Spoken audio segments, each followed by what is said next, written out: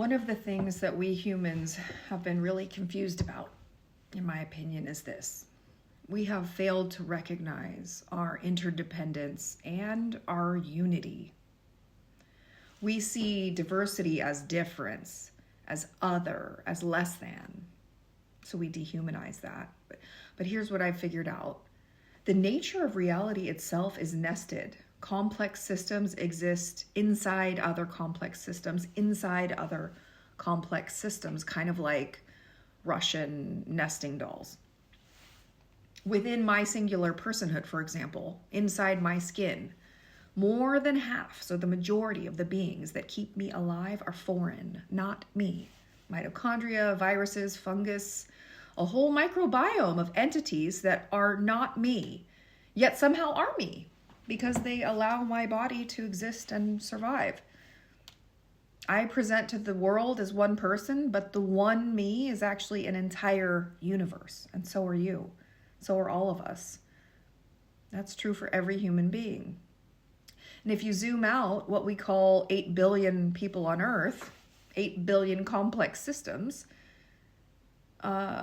is real. And it's also true that we are one planetary organism, unified and diversified at every level of existence. Both things are true.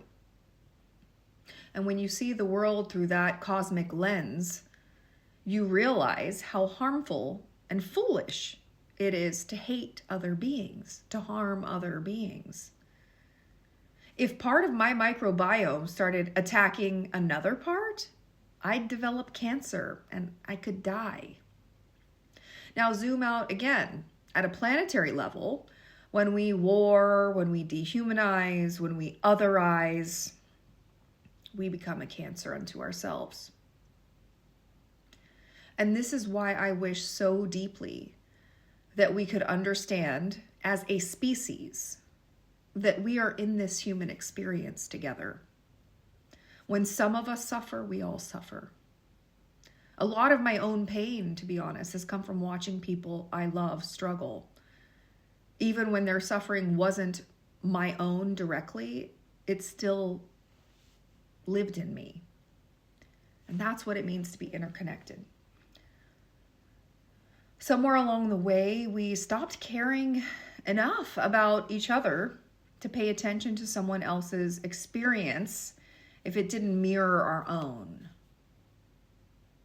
But we must return to that kind of caring. We must treat people the way that we would like to be treated if we had lived in their exact collection of experiences. We're all the collection of our experiences, the manifestation of those. We're the sum of all the things we've gone through. But we didn't get to pick it. We didn't get to pick our DNA, our level of intelligence, our bodies, our families, our culture, our wealth, our country of birth, the time we were born into, the culture around us, the education we received, the traumas we got. We didn't get to pick any of that. And those things really made us quite a lot. Most of who we become is shaped from the outside. We don't get to choose very much at all, actually. But I do think we have a sliver of free will, a small but real minority of influence. And that sliver comes alive when we awaken our consciousness, when we curate our own minds, when we become self-made, when we begin to think originally and express our unique monad, our ownliness. That's when free will enters the stage, when we stop being copies of what everyone else does and thinks.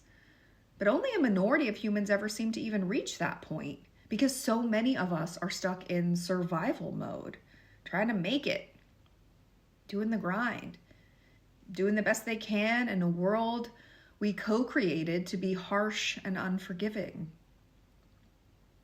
Where there is human suffering, we all need to care. And where there is a lack of human thriving, we need to pay attention. We need to course correct. We need to care about people who've had experiences different from our own. We need to use our intelligence, our ethics, our hearts, our emotions, our capacity to feel and to imagine, to redesign the human condition on this earth. Because we are one. We're diverse, yes, but we're also profoundly, inescapably unified.